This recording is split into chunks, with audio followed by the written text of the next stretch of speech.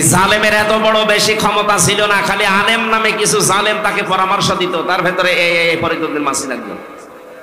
এই লোকটা যদি কোরআনের পাখির ফাঁসি চাইতে পারে, আমরাও উল্টা করে তার ফাঁসি এখন চাই।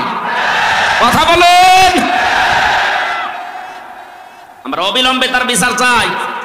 শাহবাগের মতো জায়গায় যে নাস্তিকদের পক্ষ নিতে পারে কোন আলেম, এদেশের সব ঘরানার আলেম এখন তাকে মন থেকে ঘৃণা করে। আমরা কাউকে ভালোবাসলে আল্লাহর জন্য বাসি, কাউকে ঘৃণা করলে আল্লাহর জন্য করি। নাস্তিকদের কাজ যেটা, সেটা যে বলছে জীবনের সবচাইতে বড় সওয়াবের কাজ করলাম। আছে কত বড় শয়তান! ওর নামে অনেক পীর এখন সাফাই গাছে যে আমাদের তালুই হয়। কিসের তালুই আপনার? কোরআনে কারীম জানিয়েছে যারা আল্লাহ রাসূল এবং জিহাদের বিরুদ্ধে অবস্থান নেয়, তারা যদি নিজের বাবা মা হয়, স্ত্রী হয়, সন্তান হয়, তাও তাদের বাদ দেওয়া লাগবে। সূরা তাওবার আয়াত, সূরা তাওবার 23 নম্বর আয়াতের তাফসীর পড়ে দেখেন, এখানে 8-9 জনের ব্যাখ্যা আছে। যে পীর নামে আপনি এত বড় পীর, বুজুর্গ মানুষ, এই কথা বললেন কি করে যে আমার তালুই হয়? কিসের তালুই? বাবার সাথে সম্পর্ক রাখা জায়েজ নেই যারা জিহাদের বিরুদ্ধে অবস্থান নেয়। আর এই লোকটা জিহাদের বিরুদ্ধে অবস্থান নিয়ে 100 তথাকথিত মুফতির সাক্ষ্য নিয়ে জানিয়েছে হাসিনাকে দিয়েছে যে এই দেখেন আমরা আলেমরা বলছি যা জিহাদ চলছে এদেশে এটা জায়েজ নেই। এমনকি আবু সাইদ সহ যারা শহীদ হয়েছে হাজারের উপরে, অনেক আলেম নামে জালেম এখনো পর্যন্ত তাদের শহীদ বলতে রাজি না। যারা এই স্বাধীনতাকে স্বীকার করছেন না, তারা এই স্বাধীন দেশে থাকার যোগ্য না। বলেন, আপনি বেরিয়ে যেতে পারেন। 71 সালে যাদের ভূমিকা উল্টা ছিল, তাদেরকে যদি দেশ থেকে বের করার জন্য ঘোষণা আসতে পারে, 24 সালের এই স্বাধীনতায় যারা এখনো পর্যন্ত মেনে নিতে পারছেন না, 100 জনের 14 জন এখনো আছে। আমরা চাই আপনারা চলে যান, যান যেখানে যাবেন যান, যেখানে চলে গেছে আপনারাও যান, দরকার নেই আপনাদের। আমাদের দেশ আমরা সাজিয়ে নিতে পারবো ইনশাআল্লাহ। শুধু বাইরের টাকাগুলো আনতে দিন। ডক্টর মোহাম্মদ ইউনূস ঘোষণা দিয়েছে যে টাকাগুলো ছিল 3 ভাগ, 4 ভাগের 3 ভাগ প্রায় আসার প্রক্রিয়া আরম্ভ হয়ে গেছে, বাকি 1 ভাগও আসবে। যারা এগুলো করেছিলেন 1 টাকাও যেন ছাড় দেওয়া না হয়, সব টাকা আমরা ফেরত আনতে চাই। আজকে আসার সময় প্রশাসনের ভাইদের দেখলে মানুষ ধাক্কা দিচ্ছে, গালি দিচ্ছে। দোষ ওনাদের কিসের? ওপরে যে কয়েকজন কোলাঙ্গার ছিল, এই কোলাঙ্গারদের কারণে আজ পুরো প্রশাসনের উপরে মানুষের ক্ষোভ। হ্যাঁ, ওনারা হুকুম পালন করেছে যারা, তারা দোষী। যে মানুষগুলো হুকুম দিয়েছে, দোষ তো তার আছেই। হুকুম পালন করতে গিয়ে শেষ পর্যন্ত আর যখন দেওয়ালে পিঠ থেকে গেছে, তখন যারা এগুলো করেছে তাদেরকে আল্লাহ মাফ করে দেবে। কিন্তু যে মানুষগুলো আরো আনন্দে করেছে, তানভীর ওসির মতো, কান তো একটা ছাত্ররা ফাটিয়ে ফেলেছে, শুনলাম যে থানায় পিটাতে পিটাতে তারা পায়খানা করে ফেলেছে, এখন আছে জেলে। কি হবে আল্লাহ জানে। এই জন্য যেই সমস্ত অফিসার গুলোর কারণে এই 15.5 বছর এই জালেম টিকে ছিল, তাদেরকেও যেন এই জাতি ক্ষমা না করে। আমি যাদেরকে পেয়েছি জীবনেও ক্ষমা করবো না। আমার মামলার আয়ু এই কাজী মিজান, ট্যাকের হাটে বাড়ি, মাদারীপুরে। আমার কাউন্টার টেরোরিজমের সাথে যারা জড়িত ছিল, মনিরুল ইসলাম, আসাদুজ্জামান, ডিসি আব্দুল মান্নান, শেখ ইমরান, জাহিদ হাসান, আতিকুল ইসলাম, ওইয়া 1 টাকাও যেন আল্লাহ ছাড় না দেয়, এমনকি আমার পক্ষ থেকে কোনো মাফ নেই এদের। ওরা যেমন জানা শোনার পরও বিনা কারণে আমার 3 বছর আটক করে রেখেছে, আমরাও চাই এগুলো 3 বছর করে জেলে থাক। তাও এ ছেলে না, মাটির নিচে। আয়না ঘর এখন আর আছে? আছে, ওটা জাদুঘর হিসাবে রাখা হবে। সমন্বয়কদের ভেতরে অন্যতম এখন উপদেষ্টা যিনি আসিফ মাহমুদ ভইয়া ঘোষণা দিয়েছে আয়না ঘর ভাঙা হবে না, ওইভাবে থাকবে। সারা বিশ্ব থেকে মানুষ যারা পর্যটক আসবে, তারা যেন জানে যে এই দেশে একজন জালেম আছিল। ওই যে জালেম, কারো বলতে কোনো দ্বিধা আছে?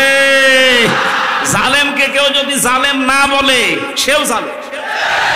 এমনকি জেনে শুনে কেউ যদি জালেমের পক্ষ নেয়, নবীজি বলেন সে আমার উম্মত থেকে খারিজ হয়ে যায়। এবার আপনি কি করবেন? আপনার সিদ্ধান্ত।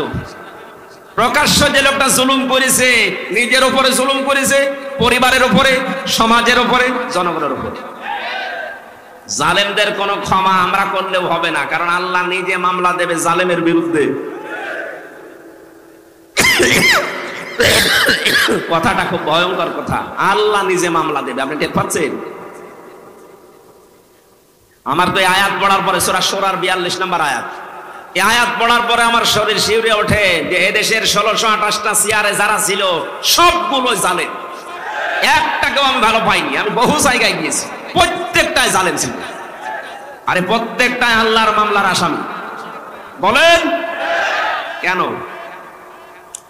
সূরা আলে ইমরানের 168 নম্বর আয়াতে আছে, 78 নম্বর আয়াত, ওয়ালা ইয়াহসাবান্নাল্লাযীনা কাফারু আন্নামা নুমলি লাহুম খায়রুল লিআনফুসিহিম ইন্নামা নুমলি লাহুম লিয়াজদাদু ইসমা ওয়া লাহুম আযাবুম মুহিন।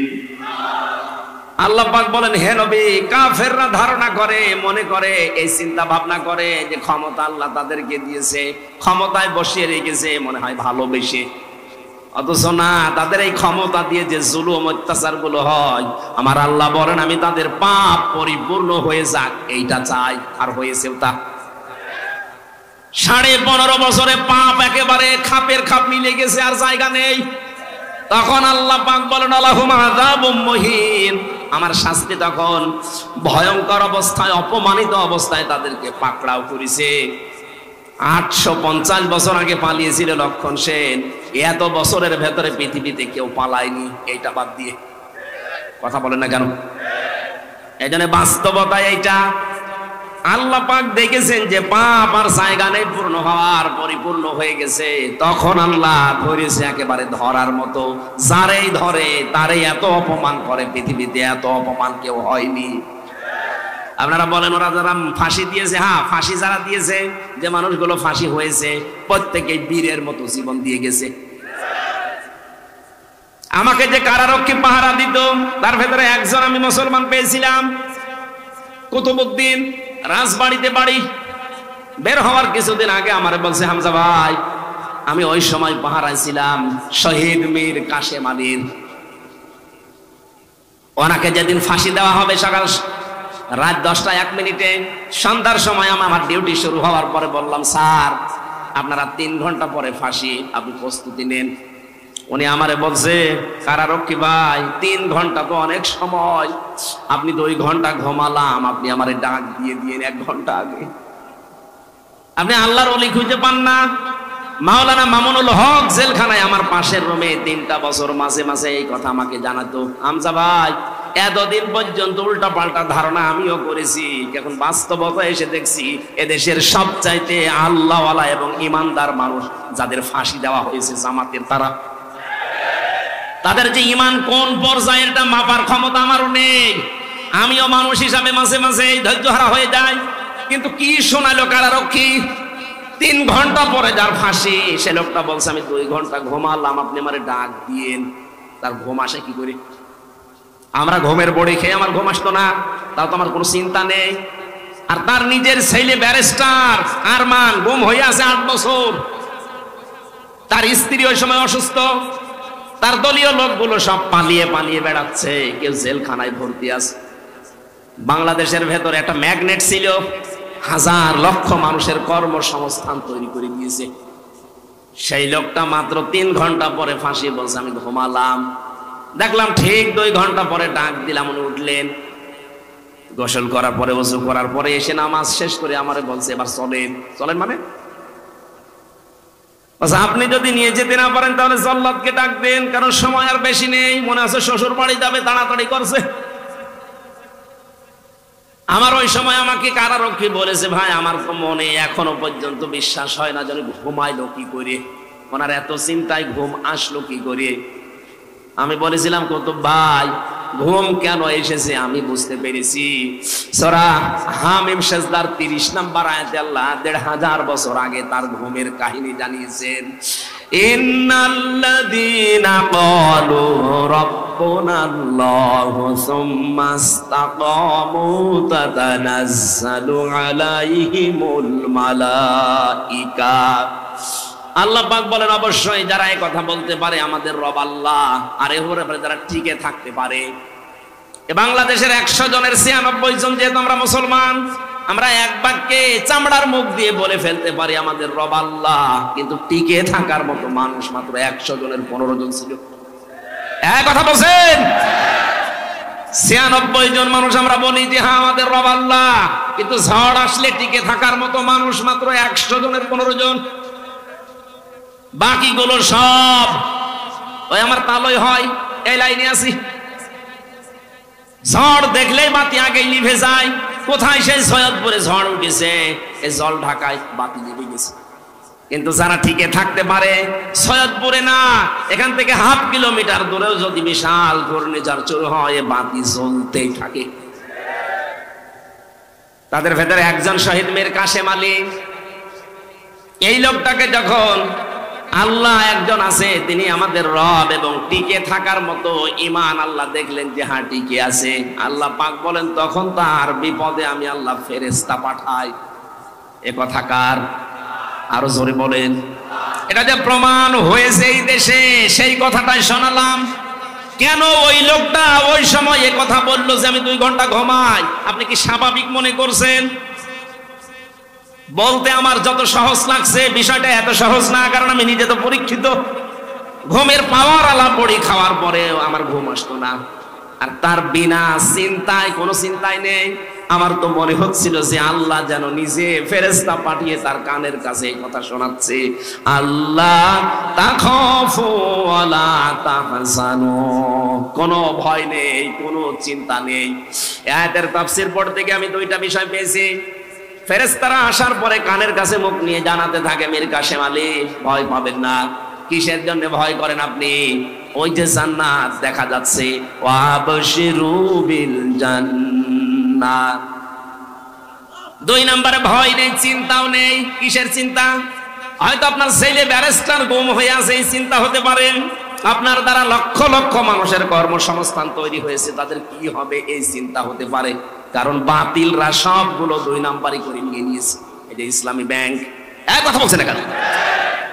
যতগুলো প্রতিষ্ঠান তিনি বানিয়েছিলেন ইবনে সিনা সহ, অধিকাংশগুলোই বিভিন্ন কায়দা কৌশলে বাতিলরা সব নিজের মন মতো নিয়েছে। এখন আল্লাহ পাক আবার সময় দিয়েছে, এগুলো সব আস্তে আস্তে এরা ফেরত পাচ্ছে। ইসলামী ব্যাংক এখন আবার দাঁড়িয়ে যাবে, কারণ যত টাকা আপনি আত্মসাৎ করেছেন সব এখন ফেরত নেওয়া হচ্ছে। চিন্তা করবেন না, এই মানুষগুলো নিয়ে আপনার দলীয় লোকজন সব পালিয়ে বেড়াচ্ছে, কেউ জেলখানায় ভর্তি আছে, আপনার স্ত্রী অসুস্থ, কোনো চিন্তা নেই। সবগুলো আমার আল্লাহ নিজের হাতে তুলে নিয়েছে। এই কারণেই তিনি মনে হয় বলছিলেন, ভাই তাড়াতাড়ি করে আমার নিয়ে চলেন, আমি জান্নাত দেখতে পাচ্ছি। আল্লাহর ওলি আমরা খোঁজার জন্য কত জায়গায় টাকা পয়সা খরচ করি, এই মানুষগুলোর অ্যাক্টিভিটিস আমি নিজে দেখতে পেয়েছি, এই কারণে শোনালাম। আল্লাতী কুনতুম তুআদুন, যার ওয়াদা আল্লাহ নিজে করেছেন, নাহানু আউলিয়াউকুম ফিল হায়াতিদ দুনিয়া ওয়া ফিল আখিরাহ। ফেরেশতারা যেন এসে বলে আমরা আপনাদের বন্ধু ছিলাম দুনিয়ায়। বন্ধুই যদি না হবে, মাত্র 1000-এর উপরে জীবন দিয়ে গেল কিছুদিন আগে। আমার তো মনে হচ্ছে শুধু শহীদ আবু সাইদ না, রায়হান, মুগ্ধ, ইয়ামিন না, এদের সাথে আল্লাহ আবাবিল পাঠিয়েছিলেন। কয়েক ঘন্টার ব্যবধানে যে এত পরিবর্তন হয়ে যাবে। কুষ্টিয়াতে আমার সামনে 5 তারিখে 14 জন মারা গেছে, 1টার আগে। 1:30টার সময় যখন উনি পালাচ্ছে শুনলাম, কে যেন আমাকে জানিয়েছে। পরবর্তীতে শুনলাম যে ওর পরে আরো 2 জন মারা গেছে, 16 জন।